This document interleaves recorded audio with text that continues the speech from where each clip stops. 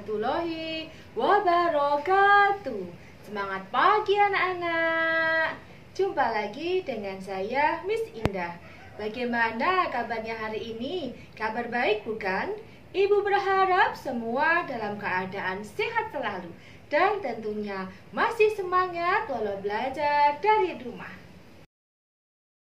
Kali ini kita akan belajar kelas 4, tema 5, pahlawanku, subtema 1, perjuangan para pahlawan, pembelajaran 5.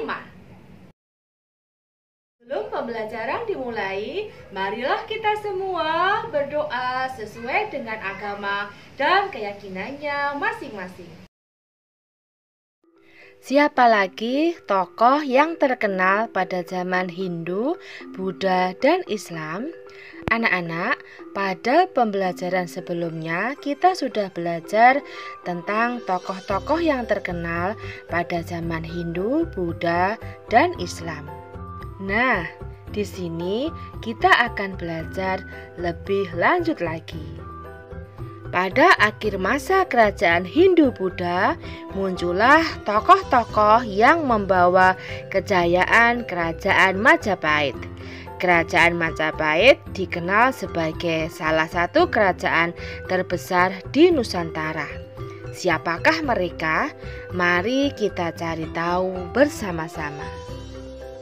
Di sini ada daerah kekuasaan Majapahit dan orang-orang yang sangat berperan dalam kerajaan Majapahit, yaitu ada Patih Gajah Mada dan ada Hayam Wuruk. Nah, pada kerajaan Majapahit ini ada peninggalan yaitu Candi Penataran yang saat ini masih ada ya anak-anak. Yuk kita cari tahu lebih lanjut tentang kerajaan Majapahit. Mahapatih Gajah Mada. Ini adalah salah satu patih yang ada di kerajaan Majapahit. Gajah Mada adalah seorang panglima perang dan tokoh yang sangat berpengaruh pada zaman kerajaan Majapahit. Saat remaja, ia merupakan seorang pemuda yang mempunyai keahlian bela diri yang sangat hebat, serta berilmu tinggi. Pada usia 19 tahun, Gajah Mada berhasil menyelamatkan rajanya, Prabu Jayanegara. Oleh karena kecakapannya, pada tahun 1319 ia diangkat sebagai Patih Kahuripan. 2 tahun kemudian ia diangkat sebagai Patih Kediri. Pada tahun 1329, Patih Majapahit yang bernama Aryotada menunjuk Gajah Mada untuk menggantikan dirinya. Gajah Mada menolak penunjukan itu karena ingin membuktikan pengabdiannya terlebih dahulu kepada kerajaan Majapahit, yaitu menghentikan pemberontakan Keta dan Sadeng. Gajah Mada akhirnya diangkat sebagai Patih Majapahit pada tahun 1334 setelah berhasil menaklukkan Keta dan Sadeng. Pada tahun 1336, Gajah Mada mengucapkan Sumpah Palapa, yaitu janji bahwa ia tidak akan memakan buah palapa, sejenis rempah-rempah, bila belum berhasil menguasai pulau-pulau di Nusantara. Perjuangan Gajah Mada mencapai puncaknya pada zaman pemerintahan Prabu Hayam Wuruk, yaitu antara tahun 1350 sampai tahun 1389. Pada masa itulah Majapahit mencapai keemasannya. Dari kitab Negara Kertagama dapat diketahui bahwa daerah kekuasaan Majapahit hampir sama luasnya dengan wilayah Indonesia yang sekarang. Bahkan pengaruh kerajaan Majapahit sampai ke negara-negara tetangga. Wow, keren sekali ya anak-anak. Mahapatih Gajah Mada ini dari kisahnya ternyata orang yang sangat hebat dan mau bekerja keras, pantang menyerah untuk mempersatukan Nusantara. Pulau-pulau yang ada di Nusantara ya anak-anak, perjuangannya patut kita acungi jempol. Berdasarkan cerita sesuai urutan arah panah pada halaman sebelumnya, tuliskan kembali dengan singkat mengenai Gajah Mada. Nah, anak-anak diminta menuliskan secara singkat tentang informasi Gajah Mada. Ya, Gajah Mada adalah seorang panglima perang dan tokoh yang sangat berpengaruh pada zaman Kerajaan Majapahit. Akibat kecakapannya di tahun 1319, ia diangkat sebagai Patih Kauripan pada tahun 1329. Patih Majapahit yang bernama Aryodhata menunjuk Gajah Mada untuk menggantikan dirinya. Pada tahun 1336, Gajah Mada mengucapkan Sumpah Palapa. Perjuangan Gajah Mada mencapai puncaknya pada zaman pemerintahan Prabu Hayam Wuruk pada tahun 1350 sampai dengan 1389. Pada masa itulah Majapahit mencapai keemasannya. Apa tujuan Gajah Mada mengucapkan Sumpah Palapa? Tujuan Gajah Mada mengucapkan Sumpah Palapa adalah untuk menyatukan Nusantara. Apa yang diperjuangkan Gajah Mada? Mempersatukan Nusantara di bawah kekuasaan Kerajaan Majapahit. Apakah perjuangan Gajah Mada mempunyai pengaruh pada kehidupan bangsa Indonesia saat ini? Jelaskan dan berikan contoh. Gajah Mada memang hampir berhasil menaklukkan Nusantara. Semangat Gajah Mada dalam mempersatukan Nusantara dijadikan semangat bangsa Indonesia dalam mengisi dan mempertahankan kemerdekaan. Hal baik apa yang dapat kamu contoh dari Gajah Mada? Beliau adalah orang yang menyatukan seluruh Nusantara hingga mencapai Filipina.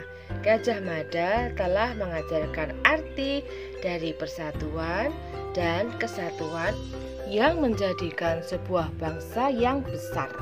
Oleh karena itu, untuk menjadi bangsa yang besar dan kuat, persatuan dan kesatuan harus tetap terjaga sehingga keutuhan negara Kesatuan Republik Indonesia tetap terjaga. Apakah Gajah Mada bisa disebut sebagai pahlawan pada masa Kerajaan Majapahit? Jelaskan. Mahapatih Gajah Mada adalah pahlawan bagi rakyatnya karena beliau telah berani dan pantang menyerah berjuang untuk rakyatnya sehingga rakyatnya hidup aman dan sejahtera.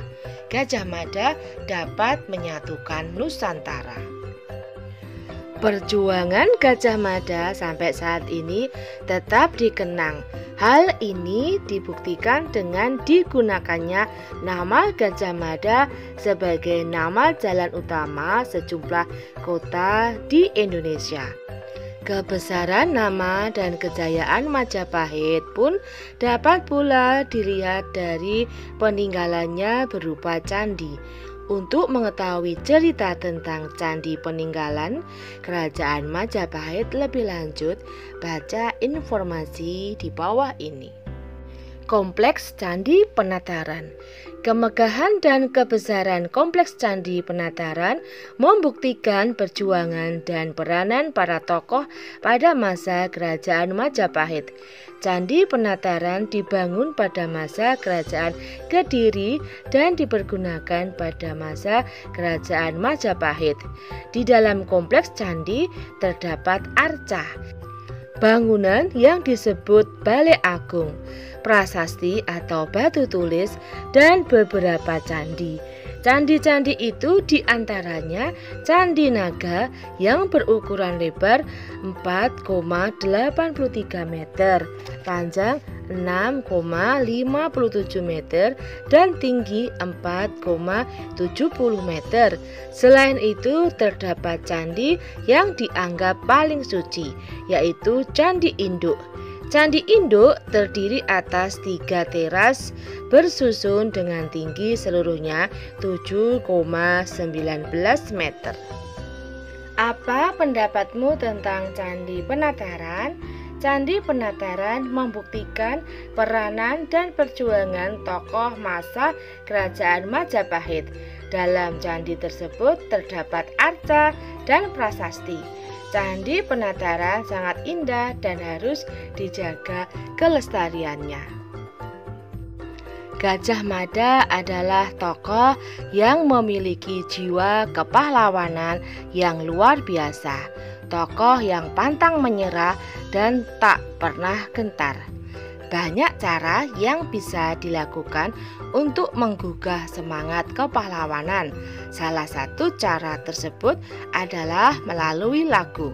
Sebelumnya, anak-anak telah belajar membaca notasi lagu Maju Tak Gentar. Anak-anak masih ingat ya lagu Maju Tak Gentar ciptaan C. Simanjuntak? Seperti ini ya, syair penggalannya. Maju tak gentar, membela yang benar. Maju tak gentar, hak kita diserang. Itu ya lagunya.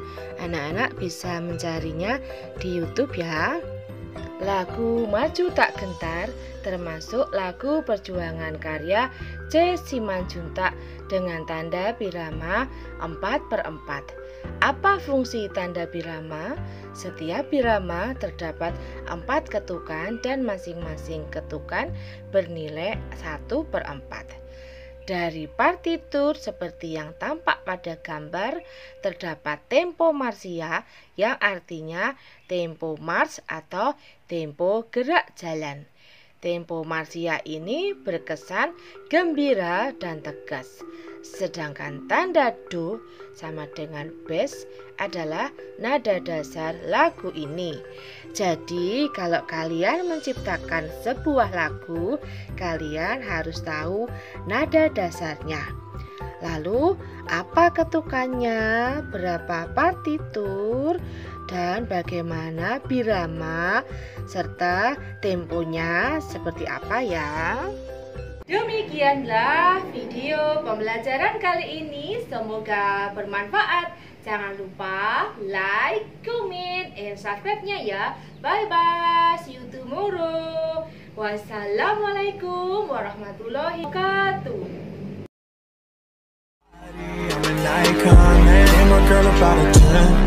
I should fuck her in the best.